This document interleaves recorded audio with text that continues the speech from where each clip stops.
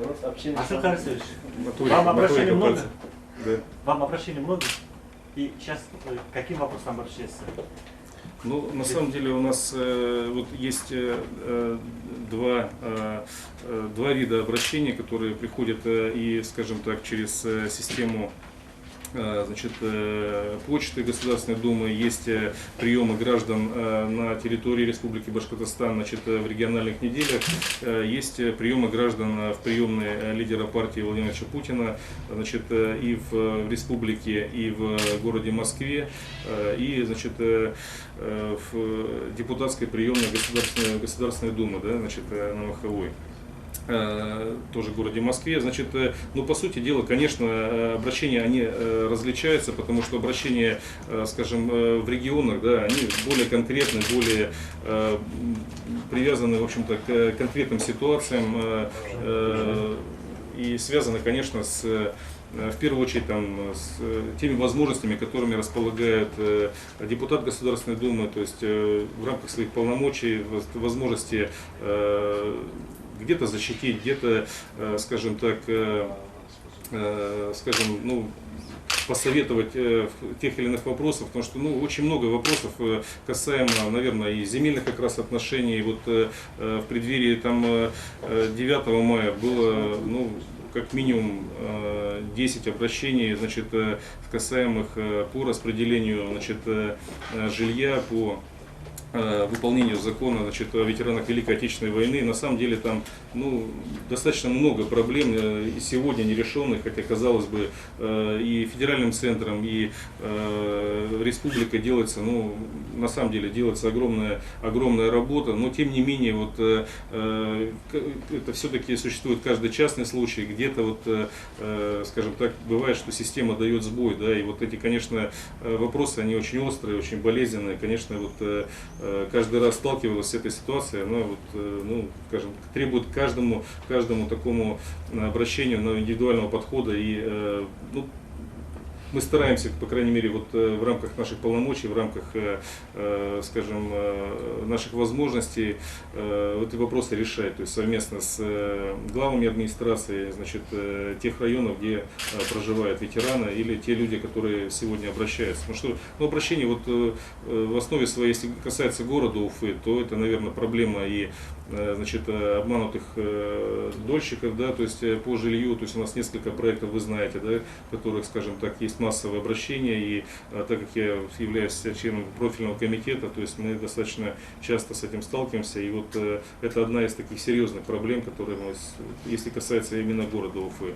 Вот. Что касается, в общем-то, обращений с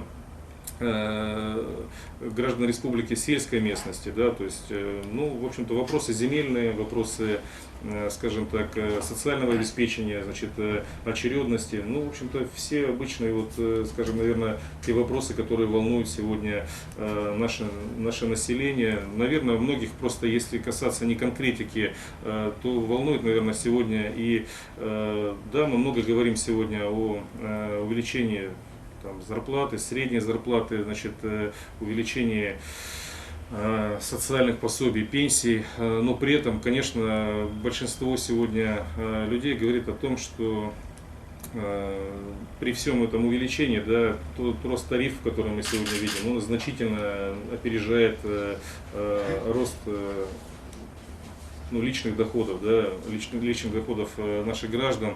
И это действительно огромная проблема. То есть здесь вопрос не только тарифов, это цены на бензин, цены на проезд, это цены на продукты питания, которые, ну, действительно выросли за вот достаточно короткий период, но во многих позициях не в один раз, да, то есть это, конечно, сказывается, скажем, и на общем настроении, и, в общем-то, проецируется на отношение наших граждан и к власти, и, в общем-то, и к нам, как депутатам Государственной Думы. Конечно, это болезненные вопросы, на которые не всегда есть сегодня ответы. Мы понимаем, что при той, вот, безусловно, то есть мы проводим вот сегодня и партия «Единая Россия», и исполнительная власть, да, безусловно, у нас социальная направленность достаточно высока, да, то есть именно в нашей стране, ну, социальная направленность бюджета, но тем не менее, вот при всем этом, да, мы понимаем, что мы, увеличивая, вот, в общем-то, достаточно значительно увеличивая доходы граждан, при этом скорость инфляции, скорость роста тарифов, она значительно опережает. Это одна из самых больших проблем и больных вопросов, которые возникают. И с этим, конечно, вот сегодня, ну, скажем так, однозначно нужно что-то делать, то есть нужно ставить барьеры к росту тарифов, к росту цен, значит, обуздать инфляцию, потому что, ну, любые реальные доходы граждан, если мы, вот, скажем так, эту проблему не решим, они вот эту ситуацию, скажем так, никогда не решат. Вот, ну, вопросы как бы, ну, конечно, все вопросы, помимо, там, скажем так, вот тех, которые я уже перечислил, да, то есть бывают самые разные, бывают, в общем-то, ну, скажем, вообще бывают бытовые, житейские, в которых, наверное, здесь вопрос не депутата или там не представителя законодательной власти, а здесь, ну, да, просто хватает просто совета, да, как вот, скажем так. Ваши консультации активны или нет? Да, безусловно, самые активные. Самые активные, это однозначно. В общем-то, я вообще считаю, что у нас нация одна из таких вот правдолюбов, то есть всегда стремящихся найти правду, всегда вот людей активных, конечно, самые активные вот именно в обращении к этому. Ну вот видно, вопросы поступают по электронной почте, по АСКе даже, по телефону звонят. Ну, вот, разные вопросы, действительно. У меня очень болезненный вопрос. Помогите, пожалуйста. Не могу получить место в садике. Факир, край. Ну тут и телефон оставил, я это, наверное, передам помощнице. Ага. Так, вопрос. На какой стадии находится вопрос о бесплатном предоставлении земельных участков для индивидуального жилищного строительства многодетным семьям? Ну, этот вопрос рассматривается или, по-моему, уже решен? Ну вот на самом деле он сегодня одобрен президентом Российской Федерации. То есть мы говорим сегодня о, значит, семьях, в которых трое и более детей, да, предоставлении, значит, в регионах бесплатного земельного участка для индивидуального жилищного строительства.